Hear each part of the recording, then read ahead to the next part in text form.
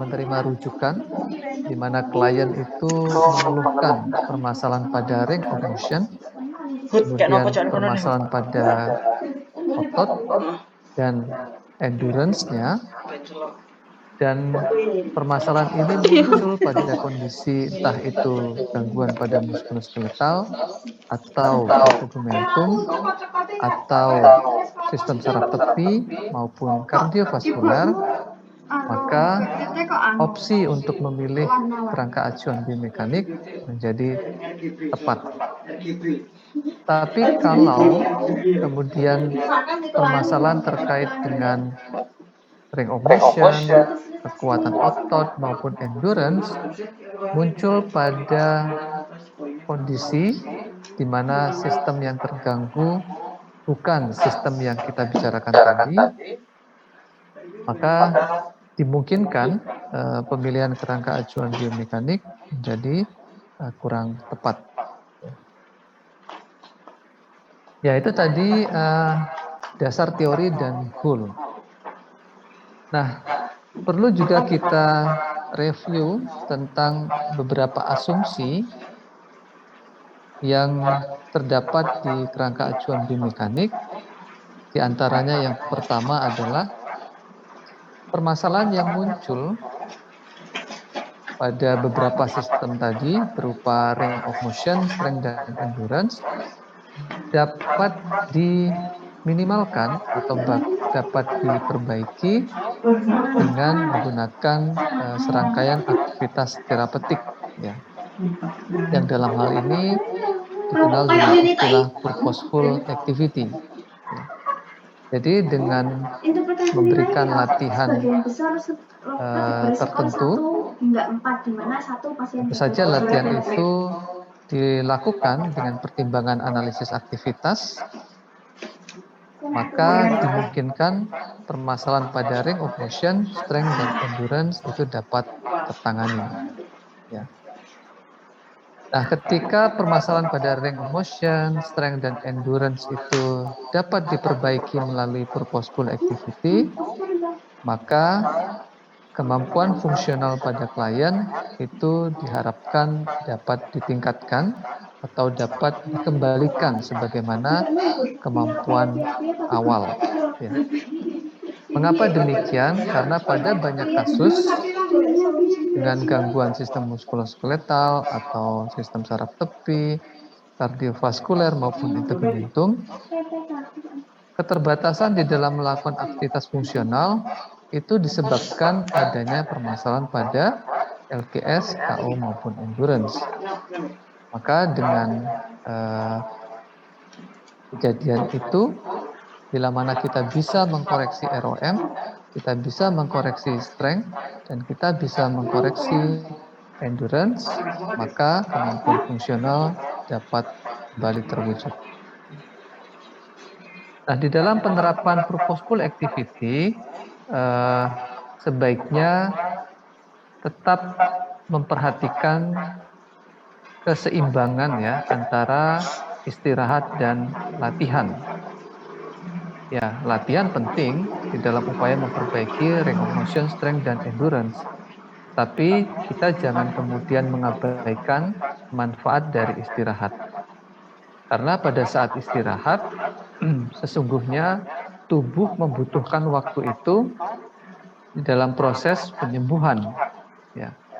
Kalau waktu untuk proses recovery itu terganggu, meskipun latihan itu dilakukan secara berulang-ulang, maka perubahan pada range of motion, strength maupun endurance tentu saja akan terhambat. Nah, hambatan ini tentu saja akan berdampak terhadap pencapaian di aktivitas fungsional. Jadi prinsip istirahat dan latihan senantiasa perlu diperhatikan. Ya. Oke. Dan yang terakhir, di dalam kerangka acuan biomekanik, ini tidak sesuai untuk kondisi dengan gangguan central nerve system. Jadi itu perlu camkan dengan baik. Ya. Ia bisa digunakan pada beberapa gangguan di sistem yang kita bahas sebelumnya, tapi kalau kondisi itu terjadi akibat kerusakan pada central nervous system, maka penerapan kerangka acuan biomekanik tidaklah tepat. Ya. Kalaupun ingin dipaksakan, maka hasil pemeriksaan bahkan sampai dengan progres yang dicapai katakan oleh klien, bisa saja itu tidaklah satu bentuk perubahan yang bisa menjamin bahwa kerangka acuan biomekanik yang mempengaruhinya. Sebagai contoh ya, terkait dengan pemeriksaan khususnya. Kalau kita dihadapkan dengan salah satu kondisi dengan gangguan sistem saraf pusat adalah stroke. Nah, ada kalanya pasien dengan kondisi stroke dia akan mengalami spastisitas. Katakan ada pasien yang dirujuk ke unit terapi okupasi dan pasien mengalami spastisitas yang cukup tinggi, ditandai dengan pada beberapa ekstremitasnya cenderung ke arah fleksi. Katakan kita fokus saja ke bagian sendi siku. Kita lihat pada elbow, pasien akan cenderung memposisikan elbow-nya pada posisi fleksi. Nah, pada saat itu, kalau kita akan melakukan pengukuran yang ada di biomekanik, katakan mengukur kekuatan otot, maka kita akan mencoba mencari tahu seberapa kemampuan otot untuk gerakan fleksi itu berfungsi. Jadi seberapa kekuatan otot untuk gerakan fleksi itu berfungsi. Nah, pada kasus spastik, di mana klien cenderung ke posisi fleksi, dan kemudian katakanlah terapis ingin mengukur kekuatan otot flexor siku ini, dengan posisi awal adalah katakan diekstensikan dulu. Tapi di dalam upaya mengekstensikan sendi siku, ada perlawanan yang cukup kuat. Nah, apakah pada posisi itu kemudian terapis bisa menyimpulkan, wah ini elbow-nya sulit untuk diluruskan. Berarti otot bicep brachii dan beberapa otot flexor yang bersinergi dengan dengan bicep brachii, kekuatannya maksimal ini. Berarti saya tulis kekuatannya adalah 5. Nah, kalau proses itu yang dilakukan oleh terapis, maka hasil yang didapatkan tentu saja tidak objektif. Mengapa tidak objektif? Mari kita sama-sama kembali mengingat beberapa indikator yang digunakan untuk menentukan kekuatan otot itu bernilai 5. Ya. Otot itu dikatakan bernilai 5, tentu saja otot itu bisa berkontraksi. Nah, otot itu bisa berkontraksi dan kemudian dia menghasilkan gerakan. Tetapi di dalam proses berkontraksi dan menghasilkan gerakan, proses itu dilakukan secara sadar karena ada instruksi kan, di mana diinstruksikan untuk menggerakkan, katakan begitu. Nah, kalau dia bisa menggerakkan berarti ada kontraksi di sana dan ada gerakan yang dihasilkan. Jadi ada upaya secara sadar. Sedangkan spastik tidak dilakukan secara sadar. Terus kemudian indikator lain tentu saja dia bisa melawan gravitasi. Kemudian bisa melawan tahanan maksimal dan mampu melakukan gerakan hingga full range of motion. Untuk full range of motion-nya oke lah, terpenuhi. Karena pada umumnya kondisi spastik dia akan menarik ke arah fleksi hingga full range of motion. Tetapi untuk yang lain, seperti melakukan gerakan secara sadar pada spastik, itu bukan keinginan klien, tapi itu muncul akibat ketidakseimbangan antara perintah fasilitator dengan perintah inhibitor di sistem saraf pusat yang ada di otak. Belum lagi kemudian melawan tahanan maksimal. Di spastisitas dia melakukan itu atau bekerjanya otot flexor secara maksimal itu bukan dalam rangka melawan tahanan maksimal, tapi ya itu terjadi karena permasalahan keseimbangan antara fasilitator dan inhibitor sesuai dengan permasalahan perintah dari sistem saraf pusat. Nah, dengan melihat ketidaksesuaian indikator untuk menilai-nilai kekuatan otot 5 dengan fakta yang ada yang dialami oleh klien, maka nilai 5 itu menjadi tidak objektif. Nah, kalau tidak objektif, maka keputusan yang diambil sebagai dasar untuk menyusun program terapi, pelaksanaan terapi, maka dimungkinkan tidak tepat. Kalau dianggap nilainya 5 kan berarti sudah maksimal, berarti sudah normal. Pertanyaannya apakah dengan spastik itu berarti ototnya normal? Tidak. Ya, itu jadi sedikit gambaran tentang bagaimana memaksakan ya kerangka acuan biomekanik di dalam mengatasi persoalan atau permasalahan pada kondisi dengan kerusakan sistem saraf pusat. Jadi harus jeli ya di dalam menerapkan.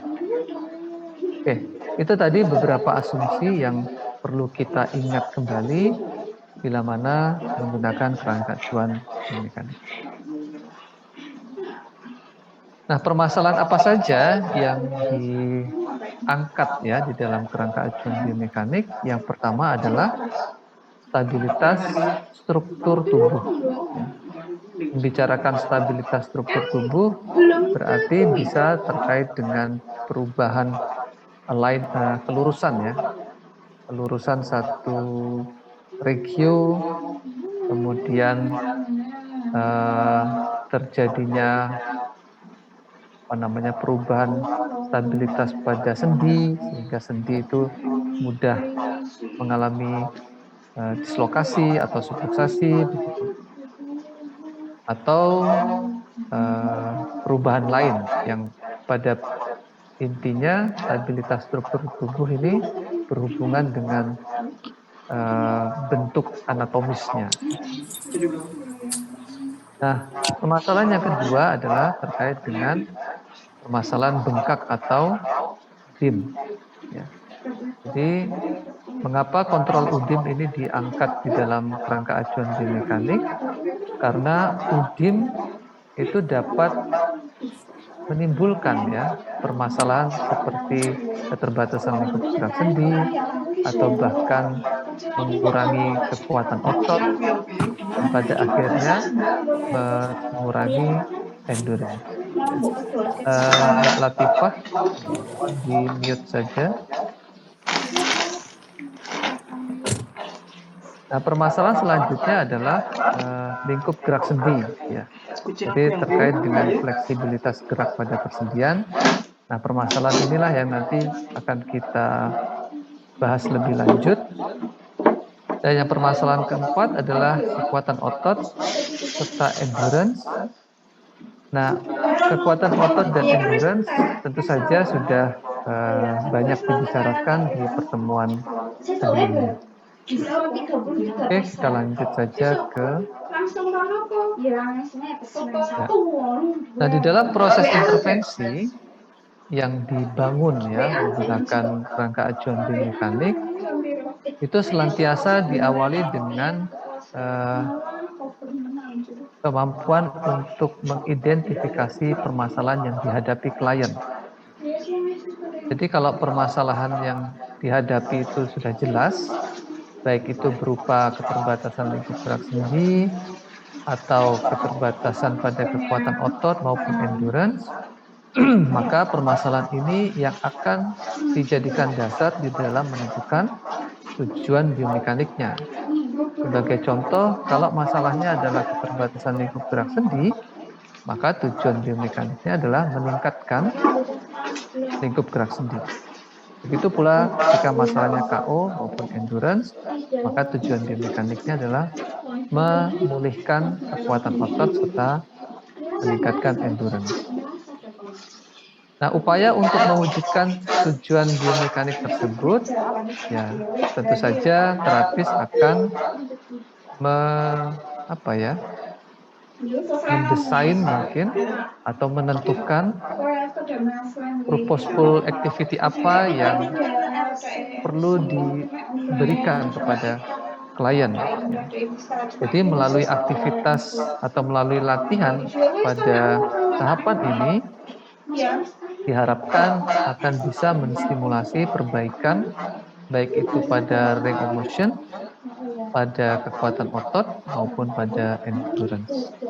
Nah, ketika beberapa komponen tadi sudah bisa diperbaiki, harapannya akan bisa memulihkan ya kemampuan fungsional yang diharapkan oleh pasien. Ya. Jadi alur berpikirnya seperti itu. Kita tidak akan bisa kemudian mengatasi persoalan pada klien sesuai harapannya tanpa kita mengetahui permasalahan utama yang dihadapi oleh klien. Artinya permasalahan itu menjadi sangat penting sekali. Beberapa cara atau beberapa teknik yang ditawarkan untuk mengatasi permasalahan pada LGS, KO, dan endurance, diantaranya adalah seperti yang di hadapan Anda ini, dan ini saya yakin sudah dipaparkan sebelumnya, tapi menekankan kembali, untuk mengatasi persoalan pada LGS, bisa dalam dua tujuan ya. Jadi permasalahan pada LGS itu bisa tujuannya berupa mencegah keterbatasan. Artinya ketika seorang klien mengalami gangguan pada sistem entah itu muskuloskeletal, tegumentum, sistem saraf tepi atau kardiovaskuler. Nah, selama masa perawatan atau pasca penanganan medis tertentu, agar selama proses itu tidak menimbulkan permasalahan baru berupa keterbatasan lingkup gerak sendi, maka upaya pencegahan itu perlu dilakukan dengan beberapa cara yang ada di sini. Namun bila mana keterbatasan LGS itu sudah terjadi, maka perlu dilakukan upaya ekstra untuk meningkatkan kembali LGS yang mengalami keterbatasan tadi. Ya. Nah, di dalam meningkatkan, nanti tekniknya adalah stretching atau penguluran, baik yang dilakukan secara aktif maupun secara pasif. Seperti apa proses penguluran secara pasif dan bagaimana secara aktif itu dilakukan, nanti kita akan bahas di slide-slide selanjutnya. Kita mulai dengan upaya untuk mencegah keterbatasan LGS. Apa saja yang bisa dilakukan agar LGS itu tidak mengalami keterbatasan? Yang pertama adalah senantiasa menggerakkan persendian sampai full range of motion. Jadi kalau Anda masih ingat ya, salah satu slide di materi reaksi jaringan muskuloskeletal, di mana di situ ada tindakan medis berupa pemasangan GIP, berupa pemasangan GIP untuk mengatasi cedera di area sekitar ankle. Dengan pemasangan GIP itu pada akhirnya membatasi pergerakan pada ankle. Agar penanganan ini tidak menimbulkan gangguan keterbatasan LGS pada beberapa sendi yang lain yang berada di sekitar GIP tersebut, maka upaya yang dilakukan adalah mencoba untuk menggerakkan hingga full range of motion. Antaranya kalau pada kasus itu kita menggerakkan metatarsophalangealnya secara full range of motion dan secara periodik. Begitu pula sendi pada bagian proksimal, yaitu pada sendi lutut, itu juga perlu dilakukan gerakan hingga full range of motion secara periodik. Ya. Nah, bagaimana dengan ankle-nya? Ya, karena ankle itu terfiksasi ya oleh hip, maka untuk sementara waktu memang tidak bisa digerakkan, tetapi upaya dengan menggerakkan bagian distal dan kemudian upaya menggerakkan bagian proksimalnya secara periodik itu juga akan turut meminimalkan ya permasalahan pada ankle ketika hip itu nanti dilepas. Karena dengan upaya pemberian latihan hingga full range of motion pada distal dan proksimal, tentu saja itu nanti akan menstimulasi sirkulasi ya pada regio yang ditutup hip, sehingga dengan sirkulasi itu dimungkinkan akan bisa mempertahankan dan bisa mempercepat proses penyembuhan dan sekaligus bisa menjaga kondisi yang optimal dari jaringan yang berada di dalam hip. Pada akhirnya setelah hip itu dilepas, keterbatasan pada ankle bisa diminimalkan. Nah, seberapa sering gerakan itu harus dilakukan? Dari hasil penelitian, direkomendasikannya adalah 2-3 kali per hari. Ya. Dan gerakan itu dilakukan secara maksimal, kemudian slowly dan gently. Berarti perlu dilakukan secara perlahan dan penuh kehati-hatian.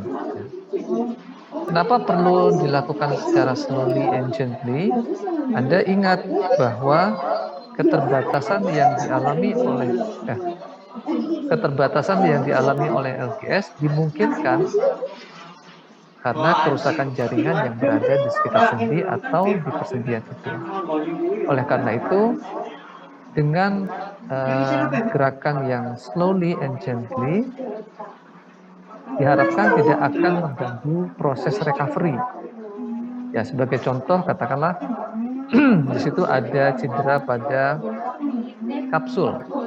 Nah, kalau dilakukan secara perlahan, maka gerakan hingga full range of motion itu akan bisa memberikan semacam stimulasi kepada kapsul untuk membiasakan diri menjadi teregang secara perlahan.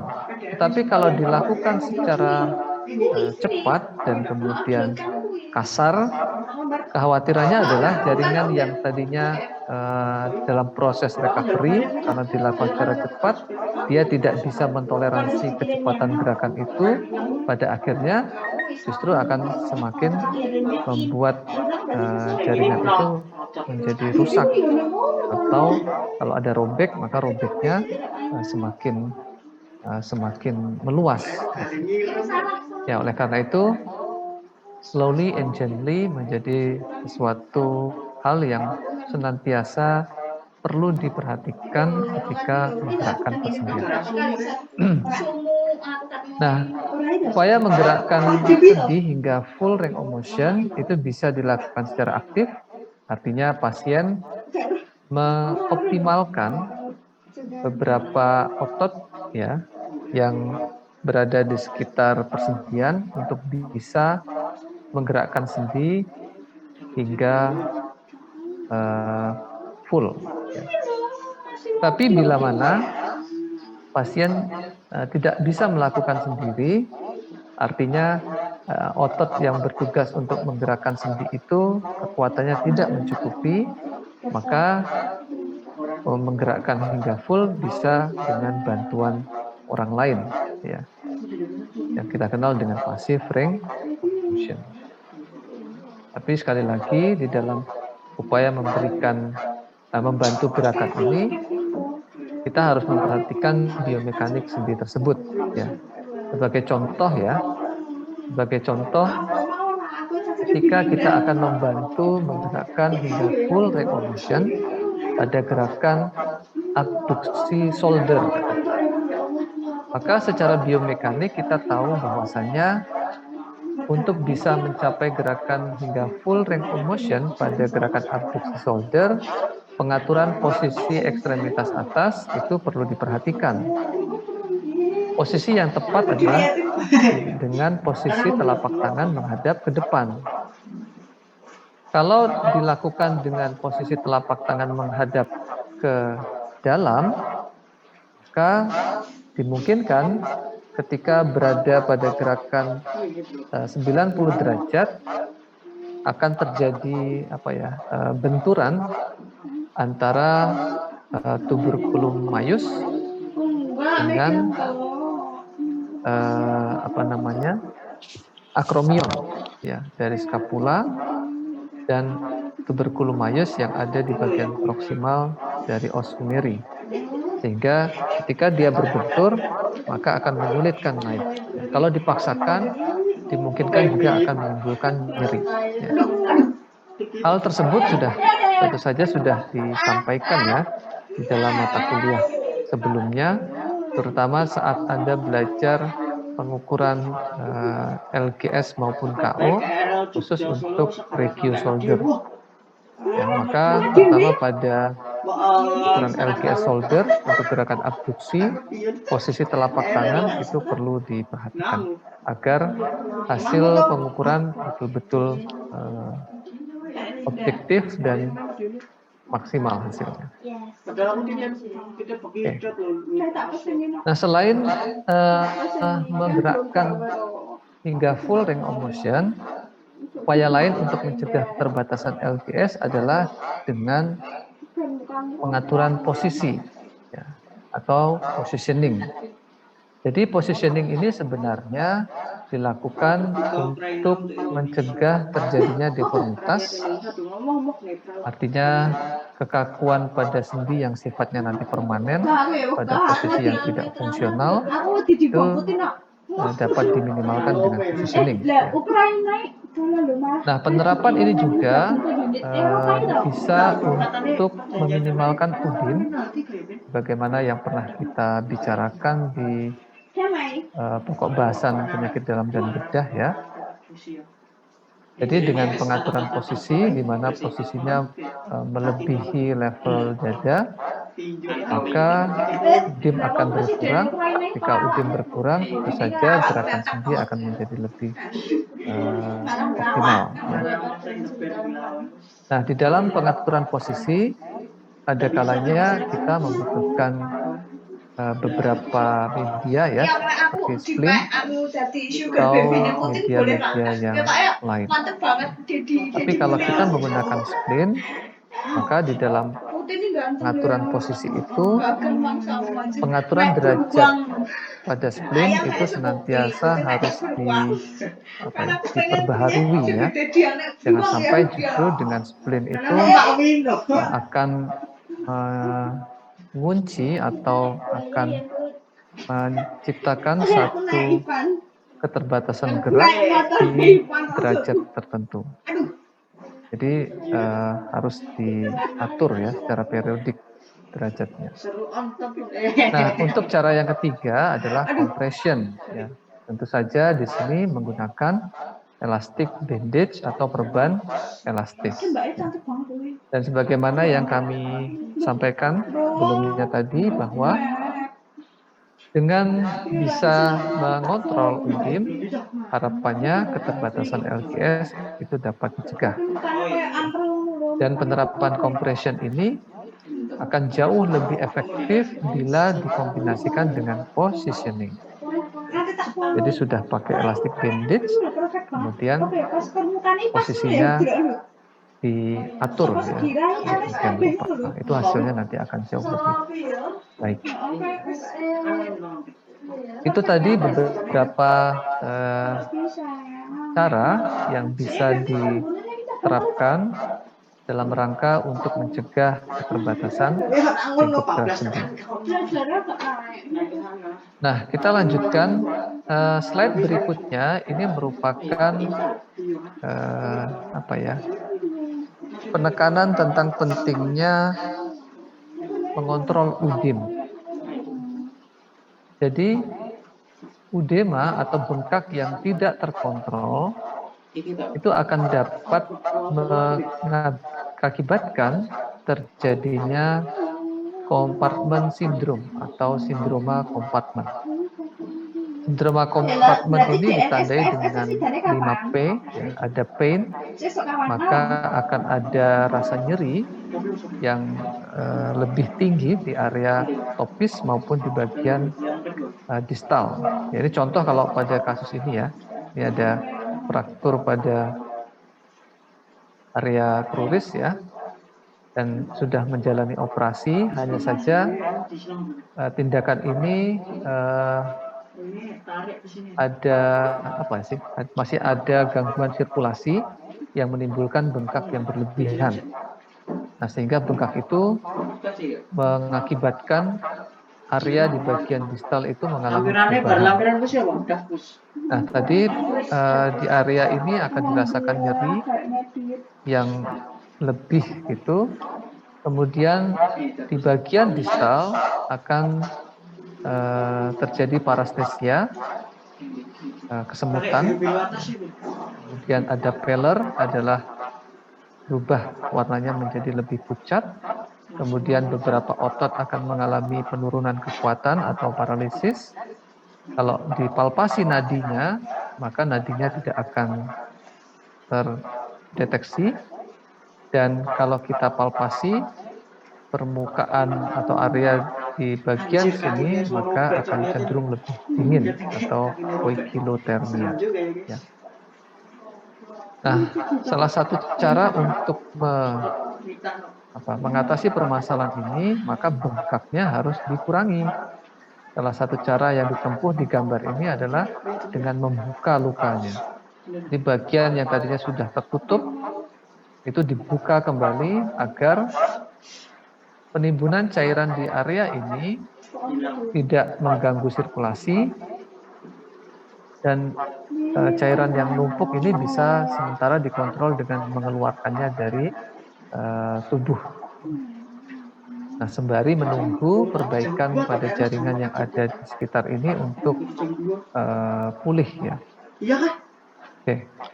Jadi inilah yang dikhawatirkan. Nah, kalau ini tidak diperhatikan, tidak menutup kemungkinan area pada distal ini mengalami nekrosis atau kematian yang bisa berakibat dilakukannya tindakan amputasi. Jadi untuk mencegah itu, sindroma kompartemen harus betul-betul diperhatikan. Oke, nah dari penjelasan tadi kita bisa menarik beberapa kesimpulan. Yang pertama, upaya mencegah keterbatasan LGS itu bisa dilakukan secara aktif hingga full range of motion. Kemudian bisa dilakukan secara pasif, tentu saja harapannya bisa hingga full range of motion. Tapi ketika melakukan pasif hingga full range of motion, kita perlu mencermati indikasi yang bisa memperberat kondisi kalau katakan gerakan itu dilakukan ya. Jadi apa yang dilakukan bukan merupakan kontraindikasi. Contoh katakan pasca pasca skin graft katakan. Maka agar area kulit yang dicangkok tersebut tidak mengalami gangguan, maka upaya untuk menggerakkan hingga full range of motion di area tersebut itu perlu dihindari. Jangan sampai nanti full range of motion dilakukan, tetapi justru area yang mendapatkan penanganan skin graft atau pencangkokan kulit justru menjadi lepas atau rusak. Jadi ada beberapa hal juga yang perlu kita pertimbangkan. Pun jika tidak ada kontraindikasi, maka kita perlu menstimulasi hingga full range of motion. Dan selanjutnya, upaya mencegah keterbatasan ini dilakukan dengan mengurangi udim ya, bila mana ada udim di sana, dengan positioning maupun compression. Nah, di sini ada dynamic muscle contraction. Ini adalah satu bentuk lain ya, upaya untuk mengurangi udim, itu dengan cara menggerakkan ya, area di sekitar udim, baik di proksimal maupun hingga bagian distalnya. Tadi tujuannya dengan dynamic muscle contraction, maka sirkulasinya akan lancar sehingga penimbunan cairan di area topis itu bisa segera terrecovery. Nah, di dalam upaya melakukan aktif, pasif maupun udim, yang khususnya untuk yang pasif dan aktif, tadi ya, slowly and gently itu senantiasa diperhatikan, dan ketika melakukan itu tidak ragu-ragu. Nah, keraguan-raguan saja tidak akan menghasilkan satu gerakan yang optimal. Oke, kita lanjutkan ke upaya meningkatkan lingkup gerak sendi. Permasalahan pada beberapa sistem yang pada akhirnya menyebabkan keterbatasan lingkup gerak sendi, permasalahan ini ternyata tidak selalu bisa tertangani dengan baik. Ya. Ada beberapa kondisi yang mungkin saja LGS-nya bisa ditingkatkan hingga full range of motion, tapi ada beberapa kondisi yang tidak memungkinkan ditingkatkannya range of motion. Oleh karena itu, terapis harus mengetahui mana yang bisa ditingkatkan, mana yang tidak bisa ditingkatkan. Ketika kita dihadapkan dengan kondisi yang memungkinkan untuk ditingkatkan untuk gerak sendinya, maka tentu saja kita berusaha untuk menghadirkan suatu terapi yang mampu menstimulasi peningkatan itu. Tapi kalau LGS itu tidak mungkin ditingkatkan, maka pemilihan kerangka acuan biomekanik menjadi kurang tepat ya untuk mengatasi keterbatasan pada aktivitas fungsional akibat keterbatasan pada LGS. Mungkin bisa diselesaikan dengan kerangka acuan yang lain. Sebagai contoh adalah rehabilitatif. Nah, pemahaman yang baik ini kan pada akhirnya memudahkan kita di dalam memilih strategi pada kerangka acuan apa yang pas untuk klien. Dan pemahaman ini juga akan bisa menghindari kita dari membuat harapan palsu ya, atau meng-PHP klien. Sudah tahu kondisinya tidak bisa ditingkatkan atau diperbaiki, tapi karena kurangnya pemahaman, kita mengatakan ini bisa. Setelah sekian sesi terapi tidak ada perubahan yang bisa dirasakan pasien. Nah, pada saat itulah harapan palsu itu ya sudah Anda lakukan.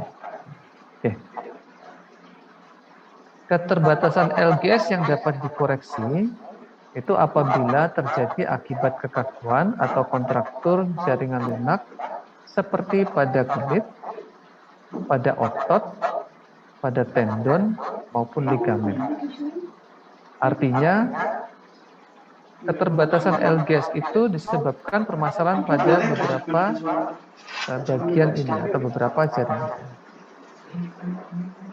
Namun jika keterbatasan itu disebabkan kerusakan pada katakan fasies articularis atau kerusakan pada struktur sendi yang cukup parah, maka perbaikan atau upaya mengatasi keterbatasan LGS menjadi tidak mungkin diwujudkan. Ya. beberapa contoh ya keterbatasan LGS yang tidak dapat dikoreksi apabila terjadi akibat bony ankylosis. Bony ankylosis ini adalah satu kondisi di mana ruas tulang belakang, ya ini terjadinya pada spine ya.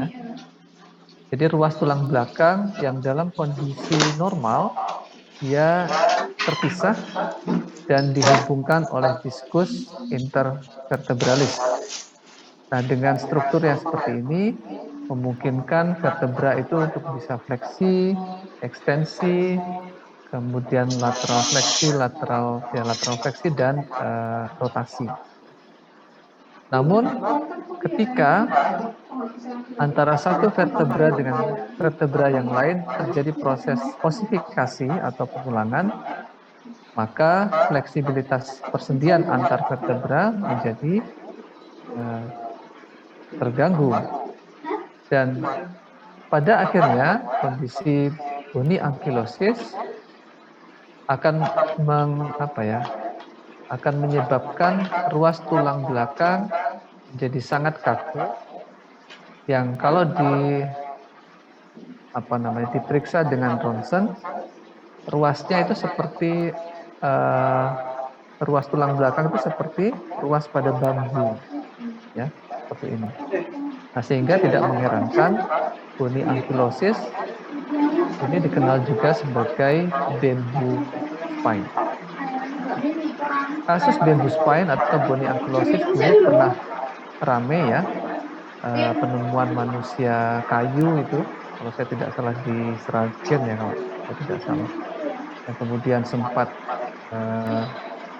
viral dan pada akhirnya unit rehabilitasi di Rumah Sakit Muardi itu dilibatkan dalam rangka untuk mengatasi keterbatasan aktivitas fungsional pada klien. Ya.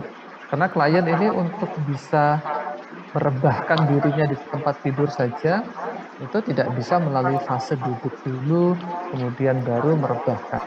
Tapi dia seperti sebatang kayu yang ambruk gitu. Itu karena spine-nya sudah sangat kaku. Nah, kalau gangguan keterbatasan LGS disebabkan kondisi seperti ini, maka tentu saja LGS itu tidak akan bisa dikoreksi. Ya. Terlebih lagi ankylosing spondylitis ini dia sifatnya adalah progresif ya. Jadi semakin waktu akan semakin memburuk kondisinya. Begitu pula kondisi seperti rheumatoid arthritis, ya, di mana sudah ada beberapa pergeseran pada permukaan sendi. Nah, meskipun ya ini dikoreksi dengan splint, katakanlah alignment-nya seperti posisi normal, ya. Tapi untuk gerakannya tentu saja akan terbatas ya. Kenapa? Karena pada rheumatoid arthritis permukaan sendinya dimungkinkan sudah mengalami destruksi atau kerusakan. Begitu pula pada kasus OA yang beberapa waktu lalu kita sempat bahas untuk menjelaskan proliferasi perifer ya. Nah, itu juga sudah tidak bisa ditingkatkan ya LGS-nya. Oke. Jadi tidak semua keterbatasan LGS itu bisa ditingkatkan. Jadi sangat ditentukan oleh faktor penyebabnya. Nah, bila mana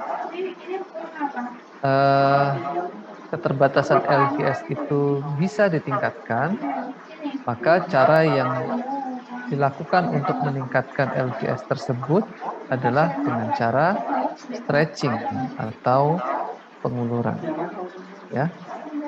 Nah, stretching atau penguluran ini bisa dilakukan secara aktif oleh klien dengan memanfaatkan kekuatan ototnya atau pasif dengan bantuan orang lain, bisa caregiver maupun oleh terapis. Nah, di dalam melakukan penguluran atau stretching, Yang perlu diperhatikan adalah penguluran itu harus dilakukan secara maksimal.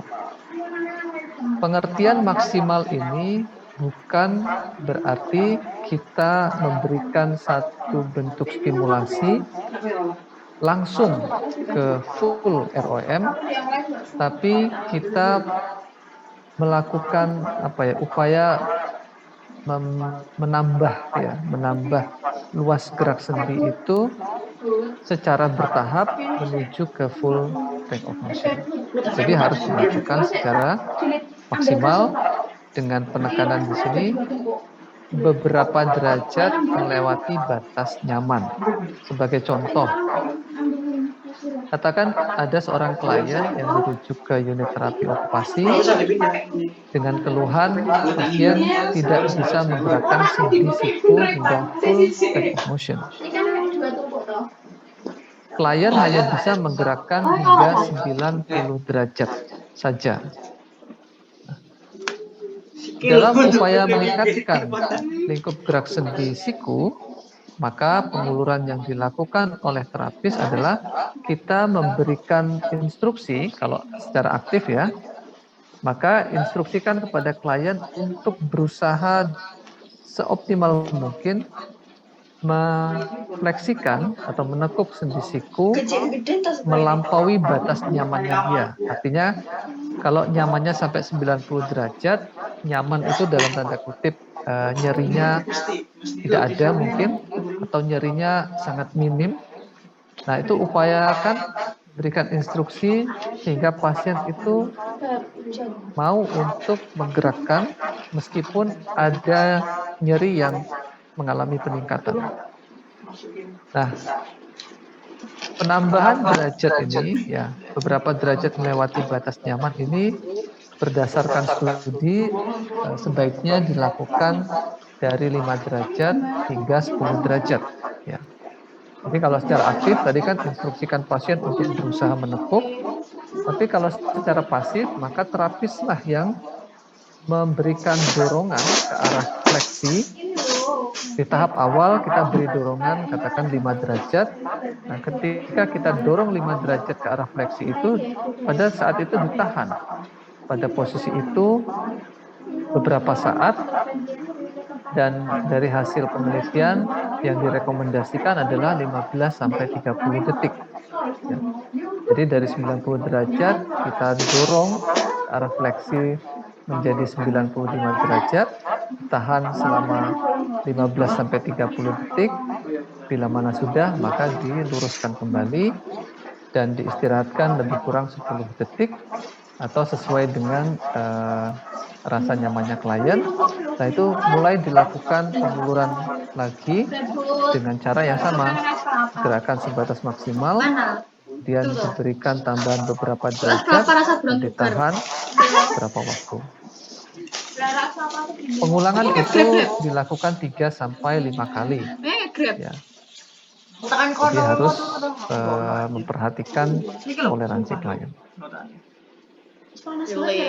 Jadi sifat penguluran seperti itu. Jadi penguluran tidak hanya sekedar dilakukan hingga batas nyaman, tapi harus melewati batas nyaman. Karena kalau hanya berhenti di batas nyaman, maka upaya pemulihan LGS tidak akan bisa tercapai. Jadi prinsip di stretching itu adalah kita memanfaatkan gaya eksternal untuk menghilangkan ketegangan yang dapat menyebabkan kontraktur. Gaya eksternal itu bisa didapatkan dari aktif, artinya memanfaatkan otot pasien, atau juga pasif dari bantuan orang lain. Nah, untuk aktif stretching tadi sudah kami singgung ya. Jadi prinsipnya memanfaatkan otot yang ada di area sekitar persendian yang terbatas tadi. Sebagai contoh di sini, ketika klien mengalami keterbatasan gerak sendi siku, di mana pasien itu kontrakturnya pada posisi fleksi, artinya dia sulit sekali untuk menggerakkan ke arah ekstensi. Ya. Maka apa yang dilakukan? Maka otot ekstensor yang dalam hal ini adalah tricep brachii atau juga anconius, ya, diinstruksikan untuk berkontraksi ya, seoptimal mungkin. Harapannya akan bisa menarik ya siku ke arah ekstensi. Ya. Jadi kan tertahannya di fleksi, maka dia harus mengkontraksikan otot antagonis dari fleksi adalah ekstensi atau ekstensor. Tapi kalau kemudian keterbatasannya adalah pasien sulit untuk gerakan fleksi, berarti kan dia cenderung tertahan cenderung nyaman mudah diekstensi, maka otot fleksor lah yang kemudian distimulasi lebih optimal. Dan kembali diingatkan ketika melakukan active stretching perlu dilakukan secara slowly and gently. Ya. Nah, di sini ada penambahan menstimulasi kontraksi isotonik otot antagonis ya. Jadi bukan kontraksi isometrik ya. Karena kalau isometrik maka tidak akan terjadi gerakan. Hanya sebatas pengencangan otot saja. Jadi kalau dengan isotonik kan mesti akan menghasilkan gerakan. Nah, jika dilakukan secara pasif, tentu saja akan memanfaatkan media di luar tubuh ya. Bisa konteksnya adalah bantuan orang maupun menggunakan alat. Ya. Kalau khususnya kita menggunakan alat, kita bisa menggunakan ortosis, ya. Bisa menggunakan ortosis dalam hal ini adalah splint. Tapi dengan catatan tadi perlu pengaturan derajatnya perlu diperbaiki atau dirubah secara periodik. Selain menggunakan alat, ya kita menggunakan bantuan dari orang lain ya dalam bentuk manual stretching. Cara melakukan manual stretching, sebelumnya Anda perlu mempertimbangkan nyeri ya, karena di saat kita memberikan penguluran pasti akan menimbulkan rasa nyeri yang lebih. Ya. Hal itu perlu disampaikan dan hal itu perlu senantiasa dimonitor. Karena nyeri itu bisa kita pakai sebagai indikator apakah penguluran yang dilakukan atau latihan yang dilakukan itu berlebihan atau tidak. Kalau rasa nyeri itu dirasakan pasien hingga beberapa waktu pasca latihan atau saat proses penguluran itu dilakukan, maka itu bisa mengindikasikan tambahan derajat yang kita stimulasi itu over, atau bisa saja frekuensi atau durasi yang kita desain itu juga over. Oleh karena itu, selama proses terapi kita perlu menyampaikan kepada pasien untuk melaporkan bila mana rasa nyeri itu di luar batas toleransinya atau sudah terlalu berlebihan. Ya. Kalau pasien denial, enggan untuk berterus terang tentang nyeri yang dia rasakan, maka kita bisa mengetahuinya dari perubahan ekspresi.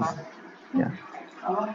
Ya, sepintar-pintarnya orang menyembunyikan rasa sakitnya, pasti tidak akan bisa ya menutupi di ekspresi. Oke, kita lanjutkan. Nah, ini adalah prosedur dari manual stretching.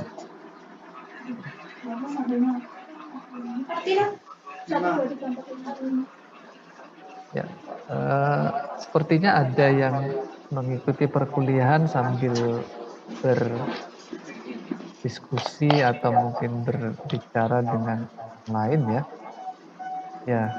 Ya, saya tidak tahu apakah Anda tipe belajar yang seperti itu, tetapi saya berharap Anda bisa fokus nih. Fokus dulu, ngobrolnya dengan orang di sekitarnya itu ditunda dulu. Ya, tidak lama kok. Kuliah itu kan tidak lama, jadi paling tidak Anda mencoba belajar fokus, dan di sisi yang lain Anda belajar menghargai orang yang sedang bicara. Oke, saya lanjutkan. Jadi prosedur manual stretching, ya, pastikan bahwa pasien berada dalam kondisi yang nyaman.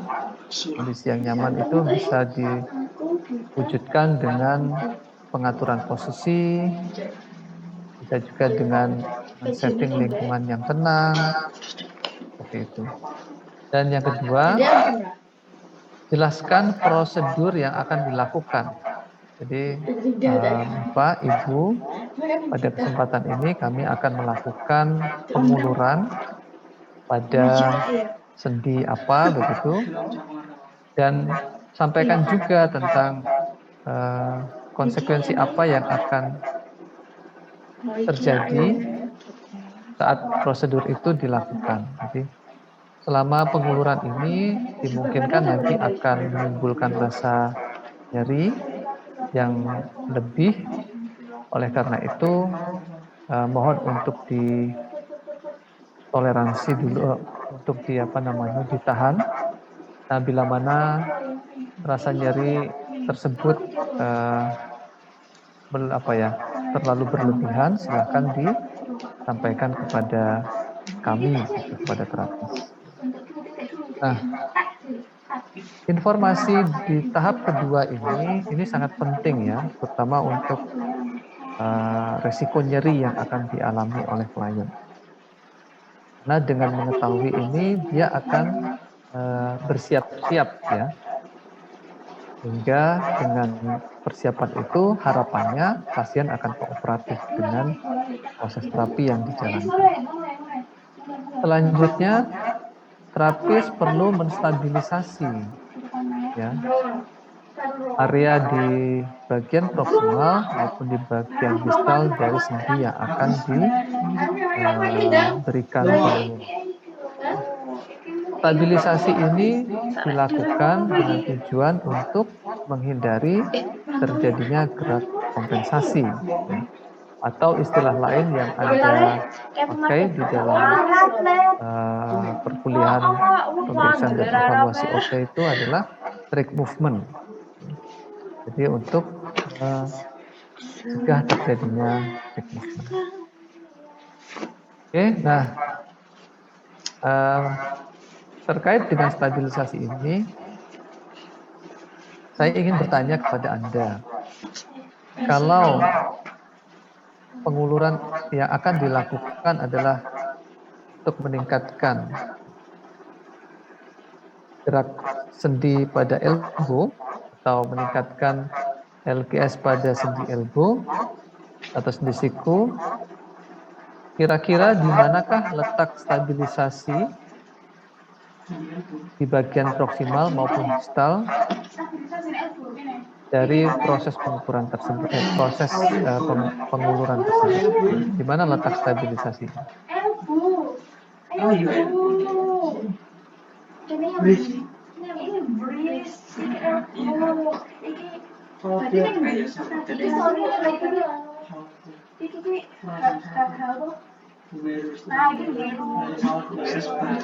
Gimana?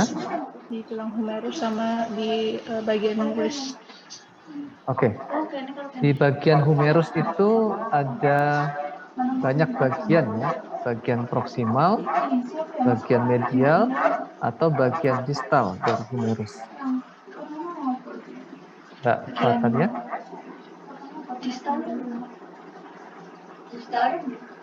Bagian yang mana yang Anda maksud? Berarti distal. Masa ini?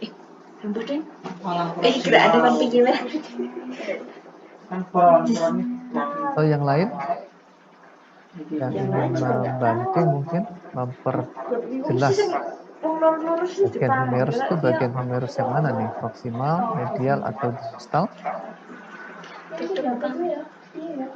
Medial, Pak. Bagian medial, oke. Ya. Jadi untuk bagian proksimal tentu saja stabilisasinya adalah di bagian distal os humerus. Ya. Jadi di bagian mendekati sikunya. Oke. Sedangkan stabilisasi di bagian distal bukan di wrist-nya, bukan di pergelangan tangannya, tetapi di bagian distal dari antebrakii atau di bagian distal dari lengan bawah. Jadi penempatan stabilisasi di bagian tersebut itu akan dimungkinkan terapis mudah sekali mencegah terjadinya gerak kompensasi dan sekaligus dengan tenaga yang minim itu bisa memberikan satu stimulasi yang lebih optimal. Ya. Dan upayakan tidak memberikan stabilisasi di persendian. Ya.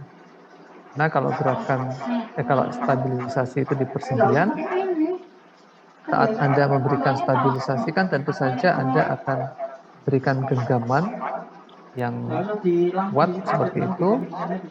Nah, kalau genggaman itu Anda berikan di persendian, tentu saja akan dimungkinkan menimbulkan nyeri, ya.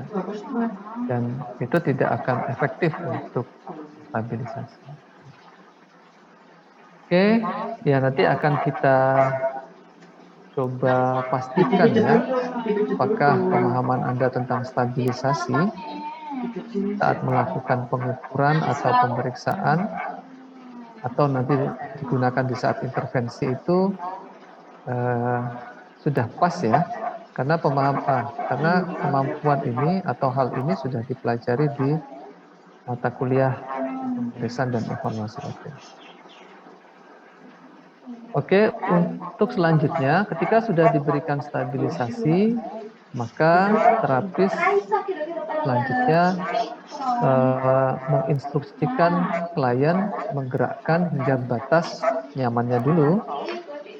Setelah itu baru kemudian terapis memberikan tambahan beberapa derajat dan upaya itu tentu saja dilakukan secara lembut, penuh kehati-hatian, dan gerakan yang distimulasi itu dilakukan secara pasti.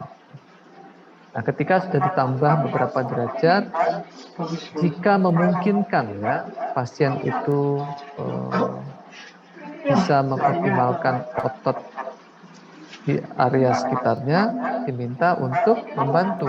Ya. Tapi pada umumnya, upaya untuk meminta pasien membantu aktif gerak yang dilakukan, ini sulit dilakukan. Mengapa? Karena di saat ada stimulasi yang diberikan oleh terapis, di saat itu rasa nyeri akan meningkat, dan tentu saja nyeri itu akan coba dihindari oleh klien, maka kecenderungan yang dilakukan klien adalah dia tidak akan berusaha membantu, dia cenderung pasif saja. Nah, setelah ditambah beberapa derajat tadi, 5-10 ya, maka ditahan 15-30 detik, dan sesudahnya diluruskan kembali. Dan dilakukan hal serupa 3-5 kali, sesuai dengan toleransi. Nah, upaya melakukan stretching secara pasif tadi, itu yang kita kenal dengan manual stretching ya. Dan bila mana kita melakukan upaya tersebut dengan cepat dan tergesa-gesa, tentu saja akan penuh resiko ya, seperti yang kami jelaskan di awal tadi.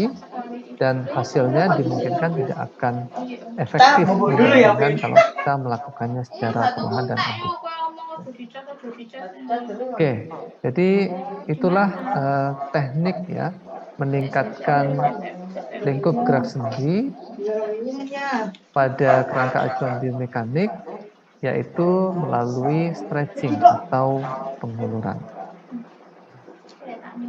Nah, upaya untuk meningkatkan LGS, selain strategi atau teknik yang disampaikan di biomekanik, ada juga teknik lain ya, yang merupakan bagian dari teknik atau strategi di PNF.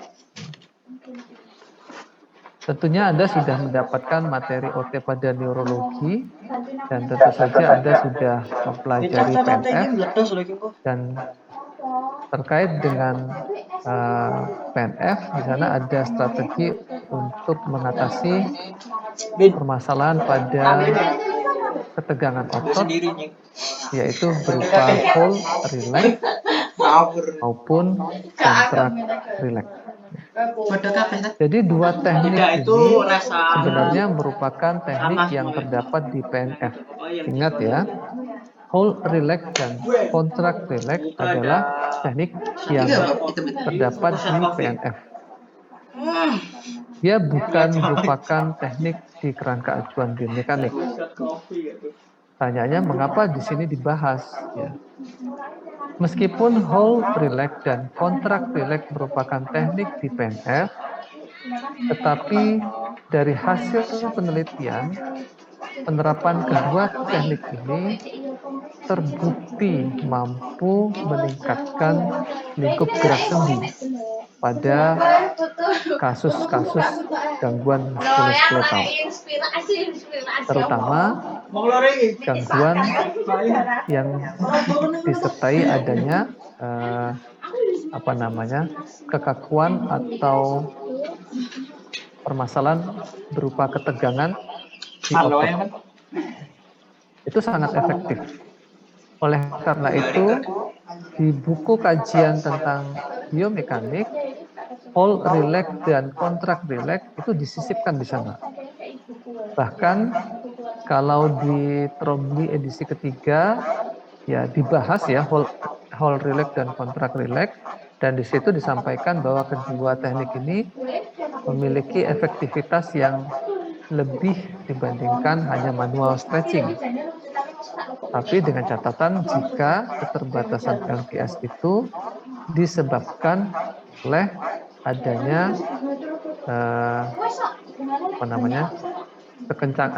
otot yang alami pengencangan atau kekakuan pada otot gitu. Nah, di Trombley edisi ke-7 di sana dibahas kembali, dan di sana sudah secara gamblang ya disampaikan bahwa kedua teknik ini merupakan bagian dari strategi PNF. Namun bisa diterapkan untuk mengatasi problem LGS pada gangguan muskuloskeletal. Kan sebenarnya kita tahu bahwa PNF itu bagian dari kerangka acuan neurodevelopmental treatment, di mana problemnya muncul akibat kerusakan pada central nervous system. Nah, mengapa sih kok ini bisa diterapkan? Ya, mengapa bisa diterapkan pada gangguan muskuloskeletal? Karena terkait dengan permasalahan pada ototnya. Dilihat dari adanya kekakuan pada otot. Nah, kalau bicara kekakuan pada otot, itu kan bisa muncul karena gangguan sistem saraf pusat, juga bisa muncul akibat permasalahan pada otot itu sendiri, seperti spasme, katakan begitu. Jadi, itulah mengapa di beberapa pembahasan di buku OT tentang biomekanik, dua teknik ini disisipkan di sana. Cara menggunakan teknik hold relax dan contract relax, ya saya tidak tahu sudah sejauh mana ya yang Anda dapatkan di seperti pada neurologi, tetapi bila mana sudah kembali saya ingatkan saja ya, atau saya review kembali. Jadi perbedaan dengan manual stretching itu letaknya adalah dimulai tahapan yang ini. Ya, jadi untuk tahapan 1, tahapan 2, tahapan 3 sama. Ya. Di tahapan keempat sama, tetapi ada sedikit perbedaan. Di tahapan keempat untuk whole relax, itu pasien diminta menggerakkan hingga batas yang bisa dia lakukan. Dan pada posisi itu ditahan 6-10 detik. Ya. Nah, sebagai contoh katakan tadi keterbatasan di gerak fleksi siku, jadi pasien itu hanya bisa sampai 90, kemudian pada 90 itu diminta untuk ditahan 6-10 detik, dan berikutnya klien diminta untuk mengkontraksikan otot antagonisnya, ya dalam hal ini adalah otot triceps, untuk berkontraksi secara isometrik. Artinya tidak mungkin kan kita menyampaikan kepada pasien silahkan sekarang otot tricepsnya dikontraksikan isometrik, kan tidak mungkin. Maka yang bisa kita lakukan adalah kita palpasi otot triceps dan kemudian kita berikan instruksi untuk mengencangkan otot yang kita palpasi itu. Jadi di posisi tadi di 90 derajat tadi, kemudian pasien diinstruksikan untuk kontraksi isometrik, ditahan selama 4-6 detik, kemudian dikendorkan atau direlaksasikan. Nah, pada saat pasien itu mengendorkan atau merelaksasikan, maka terapis menambahkan beberapa derajat ke arah fleksi. Ya. Dan pada posisi itu kita tahan 6-10 detik. Ya. Kalau manual stretching kan tadi lebih kurang 15-30 ya. Tapi kalau di sini dari hasil kajian itu cukup dengan 6-10 detik saja, dan sesudahnya dirilekskan, artinya diluruskan kembali, diistirahatkan 10 detik lebih kurang. Kemudian mulai lagi, pasien diminta melakukan gerakan sebatas kemampuannya, di posisi itu sekitar 6-10 detik, kemudian lanjutkan dengan mengkontraksikan otot triceps secara isometrik 4-6 detik, kemudian diminta rileks, kemudian terapis menambah beberapa derajat dan ditahan 6-10 detik, dan lakukan itu 3-5 kali. Ya. Nah, saat rileks di sini disertai dengan inspirasi. Ya, ini hanya menyadarkan kepada kita semua bahwa ketika kita mengkontraksikan otot, pada saat itu kita akan cenderung menahan napas. Ya. Nah, ketika kita mengharapkan pasien itu rileks, maka tunjukkanlah itu dengan menghembuskan napas. Karena dengan menghembuskan napas, maka itu sebagai indikator pasien itu mencoba untuk rileks, mengendorkan. Tapi kalau pasien tetap menahan napas, kemudian Anda mengatakan silakan dirilekkan gitu, dikendorkan ototnya, tapi tidak ada perubahan dengan ritme napasnya, dimungkinkan saat itu pasien masih sedang mengencangkan ototnya, meskipun tidak optimal ya, tapi paling tidak masih ada. Ya. Nah, karena itu untuk memastikan agar pasien betul-betul rileks, maka sampaikan ya ketika rileks, coba sambil menghembuskan. Ya, itu whole relax. Dan dari hasil penelitian, ketika keterbatasan lingkup gerak sendi itu terjadi pada suatu sendi, dan itu disebabkan adanya kekakuan pada otot atau adanya pengencangan pada otot, jika ditangani dengan whole relax, hasilnya akan jauh lebih efektif dibandingkan passive stretching yang secara manual tadi. Ya. Nah, cara lain selain whole relax adalah contract relax. Ya, bedanya kalau contract relax, kontraksinya bukan isometrik tetapi secara isotonik. Ya. Jadi pasien diinstruksikan untuk menggerakkan hingga batas yang dia mampu lakukan, ditahan 6-10 detik, kemudian berikutnya pasien diminta untuk menggerakkan ke arah ekstensi. Ya, karena kan antagonisnya kan ke arah ekstensi.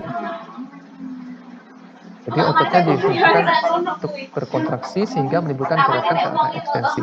Namun pada posisi saat menggerakkan ke arah ekstensi, terapis mencoba menahan agar gerakan meluruskan itu tidak terjadi. Jadi pasien diminta untuk meluruskan, tetapi terapis menjaganya dan menjaga agar tidak ekstensi selama lebih kurang 4-6 detik. Kemudian diminta untuk rileks dan saat itu terapis mendorong ke arah fleksi 5-10 derajat dan ditahan 6-10 detik. Kan itu 3-5 kali pengulangan. Ya. Jadi bedanya hold dan contract terletak pada jenis kontraksi otot antagonisnya. Hold relax pakai kontraksi isometrik, contract relax menggunakan kontraksi isotonik. Ya, kita break sebentar karena di sekitar kampus ini sedang azan.